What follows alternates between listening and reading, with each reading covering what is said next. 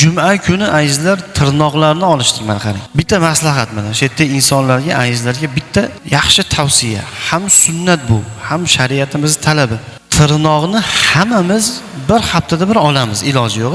Mana shu tirnoq olishlikni juma kuniga to'g'rilab oling azizlar. Sizga maslahat. Tirnoqni kech payt olsa ham bo'ladi. Ahmad ibn Hanbaldan so'radilar, tirnoqni kech payt olsa bo'ladimi deganlarda bo'ladi dedilar. Dalil bormi? Bor. Qaysi dalil? Payg'ambar alayhisolatu vasallam aytganlar, yaxshi ishlarni hech ham kechiktirmanglar deganlar. Kech payt qo'lingizga o'sha ko'sachka deydi-ku. Shu kech payt o'sha qaychimi, ko'sachkami qo'lingizga tushib qoldim, ovoravering tindag'ingiz. Yaxshi ishmi kechiktirib yotmang. Demak, tirnoqni kim juma kuni olsa, hop, Abdulloh ibn Mas'ud roziyallohu anhu dan rivoyat qilinadi. Kim juma kuni yoki juma tunida tirnog'ini oladigan bo'lsa, Alloh taolo ana shu bandani jasadidan jamiki dardni chiqarib yuboradi degan. Jamiki darddan forig' bo'ladi. Ana shu bandani tanasiga Alloh taolo shifoni kirgizadi deganlar. Hammamiz ham bir haftada bir tirnoq olishimiz bor-ku. Xuddi shuni jumaga to'g'rilab oling. Juma kuni to'g'rilab oling. Keyin azizlar, tirnoq olishlikda ham, tirnoq olishlik juma kuni sunnat bo'lsa, tirnoq olishlikda o'zini sunnat ko'rinishi ham bor. Ko'pchiligimiz bilmaymiz.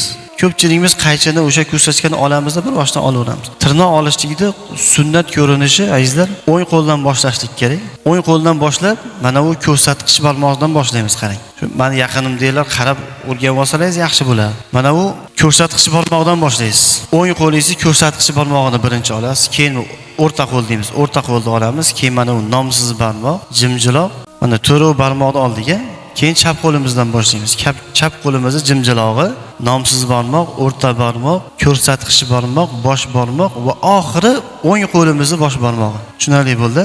Mana atay syomka qilyapmiz, kanallarimizni ham qo'yamiz, xudo xolasa. Ko'rolmaganlar kanaldan ko'raverasizlar. Mana shu tirnoq olishida sunnat ko'rinish. Payg'ambar alayhisolatu vasallam shuni ko'rganlar. Shuna tirnoqni olganlar. Bu qo'llarini azizlar, qo'llarini shuna olganlar. Endi haligi vaziyat kelib qolganda, mavzu ochilib qolganda aytib o'tib ketyapmiz, endi foydali manfaat o'zi asli boshqa mavzuni gapiryapmiz. Endi oyoqni-chi desalar, oyoqni o'ng oyoqdan boshlaganlar, jimjiloqdan boshlab o'ngdan chapga bir boshdan olaverganlar. Oyog'ida tirnoqlarini olishni sunnat ko'rinish shu bo'ladi. Jimjiloqdan boshlaysizda, o'ng oyog'ingiz jimjilog'idan chapga qarab ketaverasiz.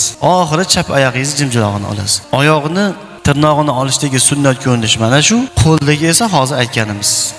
Qo'lda tirnoq olishlik sal boshqacharoq. Ko'rsatqich barmoqdan boshlab o'ngga qarab yurasiz, chap qo'ldan keyin o'ngga qarab kelasiz. Tushunarli bo'ldi azizlar. Qarang, kim juma kuni tirnoqlarini oladigan bo'lsa, Alloh taolo ana shu insonni badanidan jamiki dardni chiqarib yuboradi.